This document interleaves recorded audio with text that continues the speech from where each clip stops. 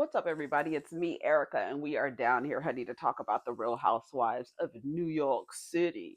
New York City? Do you remember that Pace Picante commercial? Pace Picante commercial. And they used to be like, where'd you get this salsa from? And like, New York City? New York City. And then you hear somebody in the back say, get a rope. They about to hang somebody because they got they salsa from New York City and they didn't get it from the South. Space Picante. So we came down here to talk about the Real Housewives of New York City, and I don't have any, barely. Look at my notes, barely any notes. Um. Okay, so they go and the girls are still in the Hamptons. They're going to play tennis. I thought this was. I honestly, I've heard a couple of people say like New York is not doing it for them. For me, it's doing it because it's nothing major. It's nobody's.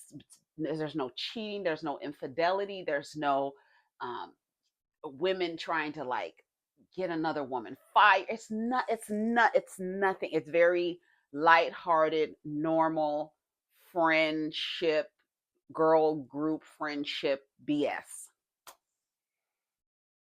So they go to play tennis. Everybody looks really cute. Jessa looks so cute. Can't nobody play a lick of tennis. Can't hit a ball. Can't hold a rack. Can't hold nothing. Can't do nothing. They playing and everything. So some of them are sitting out. Like Brynn. I think Brynn set out. Um, Jenna set out, and then when they were done, they played for a little while. When they were done, Racquel goes and sits by Jessel and Brynn. And they asking her about her last name. She has her last name, Racquel. What is it? Hold on, let me see what it is. Go ahead and like, subscribe, and comment. Let me know you stopped by. Racquel uh, Chevremont. Racquel Chevremont is her name. And she shared that that actually isn't, I mean, it's a last name that she and her that she picked, and it's not her dad's last name. And they were like, why? And she was like, well, I'm Puerto Rican. Okay, it stopped because I had to delete some stuff off of here. I didn't realize I had so many videos. But anyways, so she shares about how her father basically abandoned her. When she got older, she went to look for her father, and he rejected her again.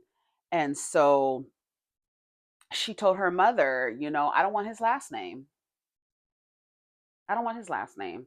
And then she was like, I'll take your last name. The mother was like, you don't want my last name because my father was a piece of shit too. I said, oh, well, look at there. So what they did, they went down her family line and found a name in her family line. Chevremont. Chevremont. Chevremont. So that's her last name. And it's from somebody in her line of family. So that was an interesting story that she shared. I thought that was interesting. And so Brand said that she felt connected to her. They, have similar, I guess, the similar upbringing where the father rejected you or what have you. So then they sit down to have dinner. Brand is talking about she wants to leave because Sai and Ubah are paying her ass dust. When I tell you, they are looking over her, they're not acknowledging her when they walk into the room. They're not happy with her, and they're not pleased with her. So she wants to leave. Bryn wants to leave. I'm not used to this. I don't want to be around where people are not, talking to me. They're saying crazy things to me or whatever. So Bryn tells Jenna that she wants to go home, and she bribes her and tells her, if you stay here, I'll let you wear my diamonds. If you stay, for dinner, I'll let you wear my diamonds. They're going to do a Shabbat. And so they have to go to the market to go get some stuff. So they go to the supermarket and they play guess how much shit is. I was pretty good. I was doing pretty good. So they went, they were like, how much is eggs? And how much is milk? And the milk was $9. I said $6.50 because that's how much it costs. But even Sai was like, girl, we in the Hamptons. So the milk, a carton of milk, a half a gallon was $9. The eggs, I said they were nine. Did I say they were nine? I think I said they were nine, and they were 11. And then it was something else they went through and said, and and they were guessing the amount of the cost, because Jessel doesn't do Jessel doesn't go to the grocery store. So they were like, let's guess how much shit is. I thought that was fun. Um, so they go sit down. Oh, and so when they're at the supermarket, Jessel, when they were like, how much are the eggs? Jessel was like, damn, it's costing me $1,000 a month to store my eggs. And then she was like, she really wants a baby. She really wants another baby. She wants a little girl. And Sai told her, if you pay me $250,000, I'll carry one baby. I'll carry two of your babies. She was like, girl, say no more. And then Jessa was like, girl, I would never allow Sai to carry any of my babies. She is too controlling. She'll be trying to control everything. So that was a cute little moment. So they get back home. Everybody starts making their dish that they're going to make for Shabbat. And everybody has their things that they're making. And Jenna keeps saying that she is going to make pavlova. She's going to make pavlova. She's going to make pavlova. And so they do a prank later on, which I thought was funny. Brynn and Erin, of course. When I tell you, didn't I tell you it's them two? It's them two. It's so funny how Erin keeps telling Brynn to take a nap. Girl, just take a nap. You want to leave? Girl, just take a nap. She keeps telling her, take a nap, take a nap. I think a nap will do you good. Okay, girl, I'm gonna take a nap. So they sit down, they're having dinner, and Jenna comes out with this latex. She has this latex thing on. She always likes to show her décolletage and all the way down to the bottom, because she says that's really the only place where she doesn't have a lot of marks on her body from her skin condition. So she shows it off any way that she can.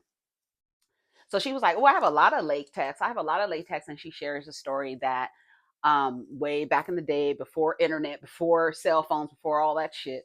Um, she was dating somebody who worked for the New York Times, and they were doing a story. She was like, this was before Giuliani wanted to do a story on the sex clubs in New York. And so she described what she saw and what was going on, and how it was so much going. She was like, it was a lot. It was a lot going on. Just people just doing whatever. It's a lot of people watching, but it's a lot going on. And so everybody was like, "Ooh, really?" Like, "Ooh." And then Jessel goes, "I mean, it's that's like something you could just. They're not advertising, are they?" And she's like, "No, it's not. This is not. It doesn't have anything to do with the internet. Nothing. This is before all of that shit." And so that was a funny little story. So they're like sharing little stories and stuff like that. I thought it was cute. Um, when they were doing Shabbat. So Aaron is Jewish, and so is Rebecca. But Rebecca is also, I think her husband is a Scientologist. I don't know if she's a Scientologist, but her husband is a Scientologist. And so Aaron was like, I don't know. It's kind of weird. I don't get it. How can you be Jewish and Scientologist at the same time? But it's none of my business. So I'm not going to say anything. It's none of my business, right? And so they play Never Have I Ever. One of their questions was, Never have I ever said another name while having sex with somebody. Brynn shares a story where she did that. Never have I ever seen an employee with somebody who worked for me or somebody who I worked with naked. They go through all their different stories. Rebecca, was that Rebecca in the pink? Rebecca and Aaron kind of looked alike, but it looked like Aaron with dark hair in the pink. I was like, is that Rebecca? But it was her. And she was like, does that count? She told her little story. Have you ever been flashed in public? And then have you ever looked the asshole? Girl, when they said, she was like, another woman, maybe, but not a man. No. Girl, y'all brave. If y'all putting your face down near a straight man's asshole, just thinking about it. No, ma'am. No. Mm-mm, mm-mm, mm-mm, mm-mm. They were like, absolutely not a man. Everybody kept saying, not a man. No, not a man. Mm-mm. So then Jenna kept talking about her pavlova. So I guess it's like a pastry with like fresh fruit on the top. I didn't even look it up. Usually I'll look it up. Like I looked up the shashushka that they made the last time. Wait, hold on. Look up Pavlova. Okay, here's the dessert. It is okay. A dessert popular in New Zealand and Australia. It's not common here in the States, but I hope to help change that. Texture lovers' dream come true. Pavlova is made of egg whites that are slowly baked in a relatively cool oven. The egg whites take on a chewy, crisp texture on top and a soft, marshmallowy texture inside and a crunchy, crisp texture around the edges. That's three completely different textures in one single bite. The crunchy edges are just like meringue cookies. Pavlova loves to be dressed up with assorted toppings, mainly fresh whipped cream and piles of fresh fruit. And that's what it was. That's what she put. And so Erin and Brynn decided to pull a prank on the girls. And since Jenna has been talking about the Pavlova so much, they put the fake roaches underneath her dessert. Bitch, so they were like, so I'm thinking, so this is when you playing a prank on people, you have to be careful because you don't know. Okay, are they gonna get mad? Are they gonna get? Because it depends on what it is, right? Are they gonna get mad? Are they gonna get mad? That was the main thing. Is Ubah gonna get mad? Did Ubah get mad? No, Ubah didn't get mad, but she did something else. So they put, so everybody's serving it, right? So Erin, she goes and gets the little fake roaches and she puts it underneath before they bring it out. She gets in the kitchen and puts it underneath, and then they bring it out, they cutting it, put it on the plate. Why did it get on? It was on Jessel's plate. She was like, oh my god. As soon as Uba saw it, she just started spitting out all of her food, and then she ran into the bathroom and started throwing up. Then Sai goes running after Uba. Sai goes in the bathroom, she sees Uba throwing up, and then she starts throwing. Was that in South Park or The Simpsons where everybody started throwing up? They saw one person throw up. It had to be South Park, and everybody started throwing up. It might have been The Simpsons too. Y'all tell me. Girl, that shit was so funny to me. That was hilarious. And as soon as Sai ran into the bathroom to see about Uber, she was like, oh, she was throwing up in the sink. Uber was throwing up in the toilet. They were like, it's fake, it's fake, it's fake. Uber thought it was so funny. They all laughed about it. It was a good time. They all laughed about it. They all laughed about it. They went to bed. Everything was fine. They were talking about how good it is that when the women get along, when we get along, we're so good. When we get along, blah, blah, blah. So then the next morning they get up off camera. Bryn and Ubah have a conversation and they said that they miss each other. And they hug, like Ubah goes and hugs Bryn, and everybody's like, "Oh, okay, good. They're on speaking terms," because we know prior to that, Ubah called Bryn a snake, told her that everybody is afraid to tell you about yourself. I'm not. I will tell you about yourself.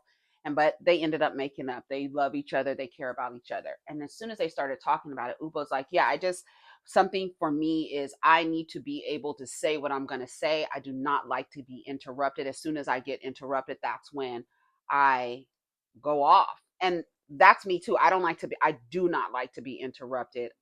Like it, I do not like to be, and it comes from, for me, it comes from in the family that I was raised in. You literally, like, the people were over talking each other. You have to yell to kind of be heard. And so Uba was like, I just don't like to be interrupted. And as she was talking, Bryn interrupts her, and they were like, you just did it again. You just did it again. And then Jenna was like, let's get back to the love part. I know you guys, we were just talking about love each other. Let's get back to the love part, because it started getting a little tension again. And so they were like, no, no, no, we're good. We're fine. We're good. And she was like, then Bryn in her confessional, she goes, yesterday I had a talk with Uba, and I just really wanted to tell her, it's not really for me. It's really just how you're coming off, and I just want to make sure she's not coming off, like as an angry black woman. What? Really, Brand? I just, girl, stop. Come on, biracial Brand. Really? Are you concerned with Uba's image of coming off as an angry black woman? To whom? Who's looking on? Who are we adjusting our behavior for? Who are we looking to determine whether our behavior is appropriate or not? Who are you looking to determine whether Ubah will be labeled an angry black woman? By whom? Who? Why are you so concerned? You're not concerned. You know why I know you're not concerned? Because the way you were talking to her and why she called you a snake on the outside, that's classless. You told her speaking up for herself, talking trashy in classes. I'm gonna get to cussing every single time because you're condescending. Don't tell me I'm classless and what I'm saying is trashy. You knew what you were doing, your little microaggressions. But Brynn, because you are not seen, people do not see you, even though Rebecca's husband reminded you who the fuck you were when you asked to be hooked up with one of his Jewish friends. Uh-huh. We heard the story. We heard the tea about you asking to be hooked up, and he was like, uh, absolutely not. You're not Jewish and you half black, girl. Absolutely not. Mm-mm. So you got your taste of medicine. But even though you don't look it, I'm going to tell you one thing we are getting out of. We are getting out of performing respectability politics for white people. We don't give a fuck what white people have to say about you. Whether you do right or do wrong, they're going to have the same view of you. We don't care. So, what you should know as a biracial woman, we don't care about being labeled as an angry black woman, especially when our anger is righteous. So she's rightfully angry at you, but you want to act like you care about her being labeled an angry black woman. I will ask you again, to whom? Who's on looking that Ubah needs to be concerned about her behavior? The viewers? Fuck these viewers. She has a right to express herself. If she's righteously angry, she has a right to be. Now it's directed towards you, and all of a sudden you care about her image. You really don't care about her image, Brynn. But I saw the setup. I saw the setup the day before or earlier that day when she called you a snake. And you're like, oh, that's just trashy. I'm not used to being talked to like that. Girl, I was getting ready to say something so insensitive about your upbringing. That's not what you used to. Okay, girl. But we won't mention that because you told it to us in a vulnerable moment. But both of y'all have stories. Everybody has a story. Ubah's story is don't interrupt her when she's talking. Don't be condescending to her. And then you continue to do it. So it takes her to the next level. Now, her expression, how she expresses herself, you're concerned because you don't want her to be labeled an angry black woman. Okay. I doubt that it's any real concern, but once again, Brand, we have to bring you up to date. You might be a little late on the black woman file because you just may not be up to date on it. But the girls don't give a fuck if somebody labels us an angry black woman. So you shouldn't either. Okay? So don't worry about Ubah's image. Worry about your own image and how you come off. Little Blanche, Devereaux. Okay, you worry about how you come off. I didn't like that. A lot of people are not liking Brynn after that. They're looking for a reason not to like you, half black girl. So that sealed it for a lot of people. They are like, absolutely not. You don't have to you and then on top of that it's this the savior. I'm going to come in and save Ubah from tarnishing her image. She doesn't need tarnish. Her image is not tarnished to me, not to anybody else. Ubah's not coming off as angry because she's going off on you. Well, you the way you're going off on me, I'm concerned. It's trashy and it's not classy, and I'm concerned you'll be labeled an angry black woman. Girl, we got our eye on you, Brand. That was the end of the episode. That was the end of the episode. It kind of ended with that, but Ubah was like, "Girl, what's whatever. If you interrupt me again, I'm gonna call you a snake again." That's what she said to her. Ain't nobody afraid of you, Brand. Ain't nobody afraid of you. Ain't nobody trying to act a certain way for. Again, I'm asking, act a certain way for who? Who are you afraid? Who would be the person to slap the label angry black woman on Ubah? Who would be the person? Whoever that person is, we don't give a fuck about them.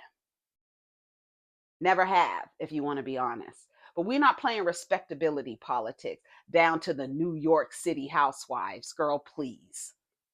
Anyways, that was the end of the episode. Take care of each other. Let me know what you think about Brynn's little comment about helping Ubah with her image. Girl, give me that. You need to help yourself with your image because you coming off the way that you coming off. This little sex kitten that always has to say something inappropriate. You need to watch yourself because what's worse? Her saying cuss words or you being sexually inappropriate, sexual misconduct. I think what how you behave is worse, sir. You need to watch how you behave instead of watching how Ubah behaves. Ubah's just cussing a bitch out. You're liable to say something to make somebody uncomfortable to go to Bravo HR. You watch your motherfucking steps. All right, take care of each other. Peace.